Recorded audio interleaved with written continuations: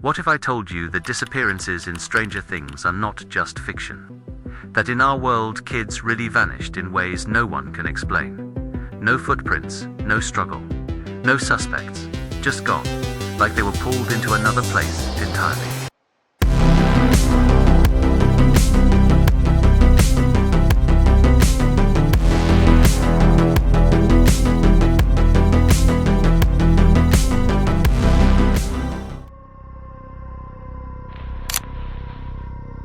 Bobby Dunbar's story begins in the summer of 1912, when the Dunbar family took a trip to Swayze Lake in Louisiana. It was the kind of old-fashioned family outing that was supposed to be peaceful. Fishing, swimming, little kids running around the shoreline. Bobby was 4 years old, blonde-haired, curious, always wandering, but never too far. He was the kind of child who stayed close enough to hear his mother's voice. One moment he was playing near the water, and the next he was gone. No splash, no scream, no trail of footprints leading into the trees. Nothing. Panic spread through the lakefront. Men searched the water with boats and nets, convinced he had drowned. Others combed the woods for hours, calling his name until their voices cracked. Days passed, the water level dropped. They found alligators, some killed and cut open, because locals believed one of them might have dragged the boy away. Every possibility was explored. Every hope slowly died. The Dunbar family returned home devastated, convinced their little boy had been claimed by the wild. 8 months later, a miracle seemed to appear. A traveling handyman named William Walters was spotted in Mississippi with a young boy who looked remarkably like Bobby. Authorities seized the child immediately and brought him to the Dunbars. What happened next became one of the strangest moments in American missing child history. When the mother first saw the boy, she hesitated. She wasn't sure. She needed a bath given to him, a haircut, a closer look, and then she declared, "This is her son." But people present said the boy didn't run to her. He didn't look like he recognized anyone. He didn't call out "Mama." He was just confused, frightened, silent.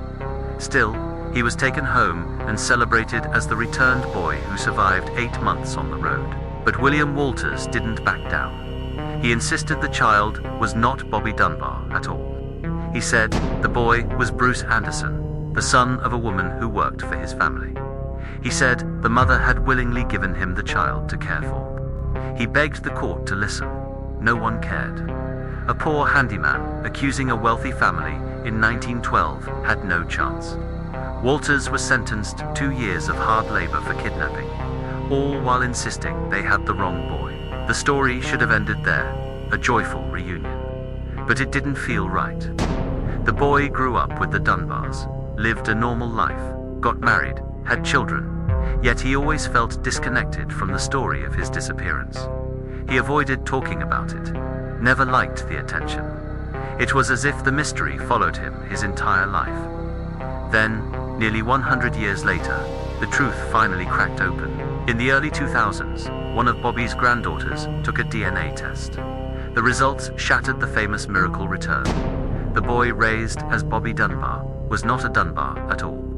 He had no biological connection to the Dunbar family, which means the real Bobby Dunbar never came home. And the identity of the returned boy was exactly what the handyman claimed. Likely Bruce Anderson, a missing child of a poor woman whose voice was ignored.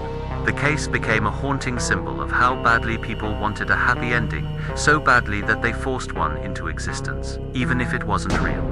Just like Will Byers isn't quite the same after returning from the upside down, this boy came back to his family, but maybe wasn't the same child at all.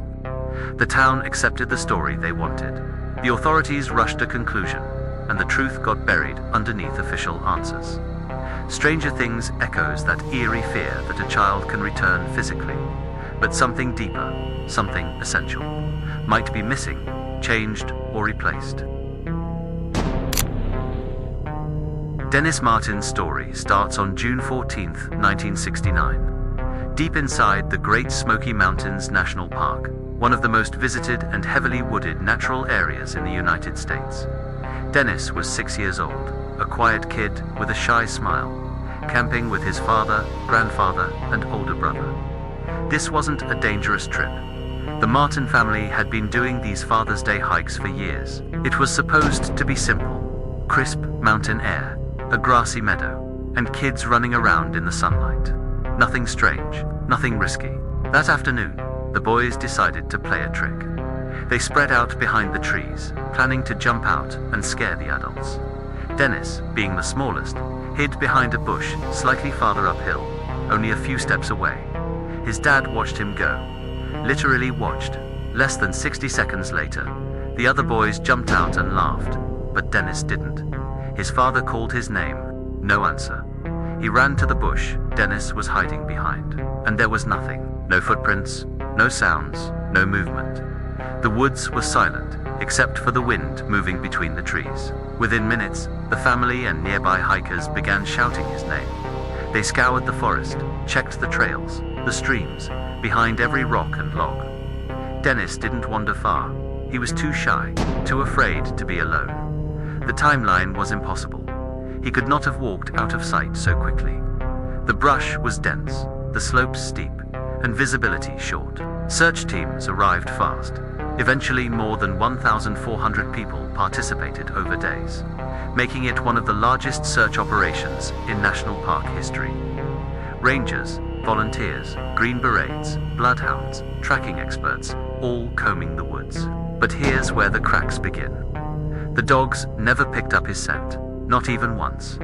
The search teams found no clothing, no tracks, no footprints, not even broken branches. Nothing Dennis owned was ever recovered. Not a shoe, not a sock, not a shirt. Then a witness stepped forward with something chilling. A family hiking several miles away reported hearing a child's scream echo through the trees right around the time Dennis vanished. Minutes later, they saw something large, dark, and human-like, moving swiftly up the ridge as if carrying something over its shoulder. Rangers dismissed the claim as irrelevant. But why? Why ignore the only possible lead? As days passed, theories spiraled. A wild animal attack, but there was no blood or remains. A fall, but the terrain was thoroughly checked. A stranger abduction, incredibly rare in a national park, yet oddly supported by that mysterious scream. The deeper truth is that the Smoky Mountains have a long history of disappearances that follow the same pattern. Split-second vanishings, no evidence, no scent trail, and no logical explanation. Dennis Martin became the most famous of them, a boy who simply ceased to exist in the most impossible way. To this day, not a single confirmed trace of Dennis has ever been found. No remains, no clothing, no clues. Just a 6-year-old who vanished in front of multiple witnesses in broad daylight. In a place where disappearing should not even be possible.